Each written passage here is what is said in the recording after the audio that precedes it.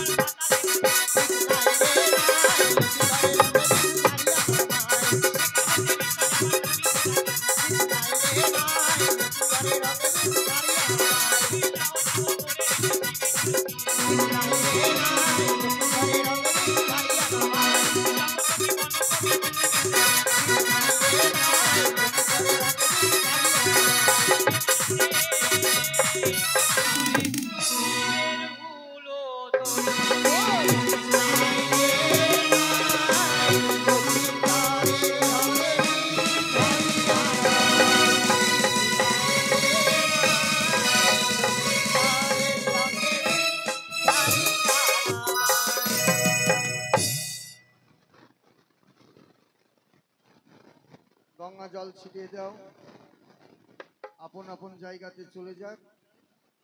ঘটে জল ছিটিয়ে দাও। জয় জয় মা মনসা দেবীর জয় জয়, জয় জয় মা মনসা দেবীর জয় জয়, জয় মা মনসার জয় জয়। তাই দেখুন লক্ষিন্দরের জীবদান হলো।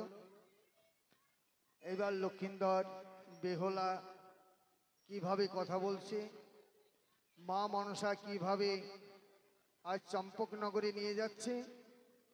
আজ চম্পকনগরে সর্বপ্রথম এই গঙ্গা পূজা, গঙ্গা দশহরাতে এবার গঙ্গা পূজার আয়োজন হচ্ছে।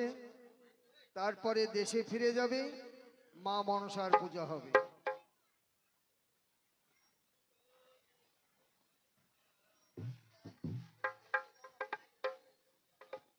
কোথায় বেহুলা লক্ষিন্দর? বাড়ির মালিককে বলা হচ্ছে আপনারা গঙ্গা পূজার আয়োজন করুন, আর এইবার সতী বেহুলাকে দেশে ফিরে নিয়ে যাবে, তারপরে মা মনসার পূজা হবে। কোথায় বেহুলা?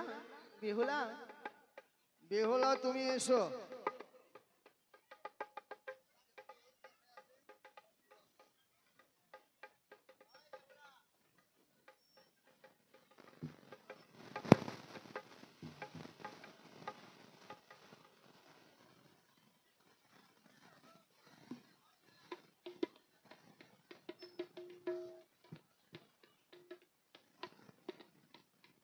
গঙ্গা পূজার আয়োজন করুন। এইবার সতী বেহুলা মা মনসা দেশে ফিরে যাচ্ছে, কিভাবে সদাগরের হাতে পূজা সেই দৃশ্যগুলি তুলে ধরা হবে। বেহুলা, মা গো, তোমার স্বামীর জীবদান দিয়ে দিয়েছি, এবার তোমার স্বামীর সঙ্গে কথা বলো। বেশ। বেহুলা, আজই আমি কোথায়? আমি যে চিনতে পারছি না এই এই জায়গা। হচ্ছে সেই দেবতানগর। দেবতানগর? হ্যাঁ না, আমি এই দেবতানগরে কি করে আসলাম বেহুলা? স্বামী গো, বলো। তোমাকে করেছিল নাগে দংশন, নাগে তাই তো দংশন? মা মনসার কৃপাতে দেবশর্মা মাঝে আবার তোমার প্রাণদান পেয়েছি। চুপ করো। যেই মানুষ একবার মারা যায়, যেই মানুষ একবার মারা যায়